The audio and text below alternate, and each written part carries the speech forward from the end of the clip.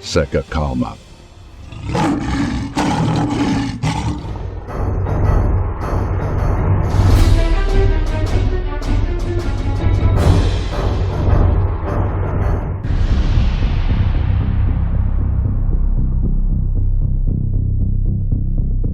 Putin diz não ao plano da OTAN para enviar 60 mil soldados e criar zona tampão de 40 quilômetros na Ucrânia.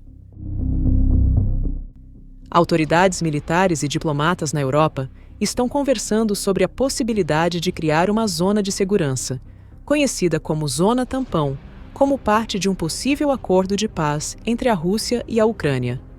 No entanto, o presidente da Rússia, Vladimir Putin, advertiu durante sua fala no Fórum Econômico do Oriente da Rússia que chegar a um entendimento sobre questões importantes com a Ucrânia será bastante difícil.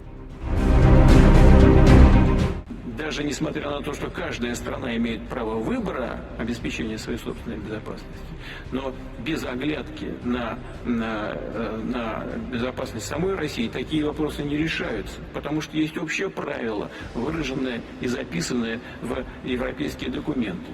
Безопасность одной страны не может быть обеспечена за счет безопасности другой.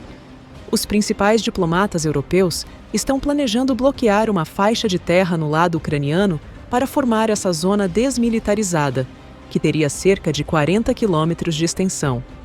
Caso um acordo de paz seja feito, é esperado que até 60 mil soldados de países da OTAN, além de forças aéreas dos Estados Unidos, sejam enviados para a região leste da Ucrânia.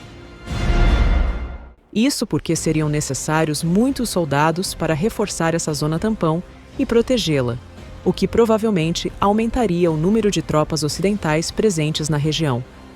No entanto, os aliados da OTAN na Europa já enfrentam dificuldades para montar uma força de resposta para o flanco leste da aliança, que precisaria de cerca de 300 mil soldados.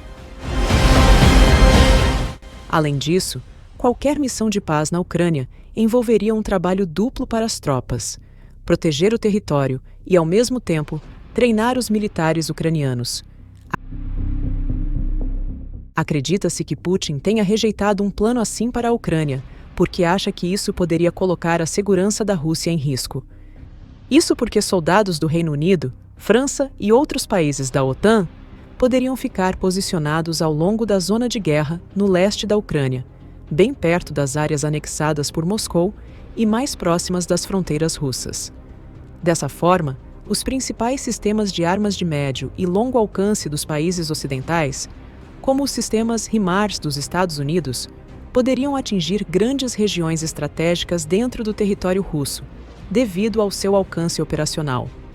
E caso venha a ocorrer um ataque, seja intencional ou não, mesmo após algum acordo com Moscou, a situação ficaria ainda mais preocupante e poderia acabar levando a uma guerra direta entre o bloco militar ocidental e a Rússia.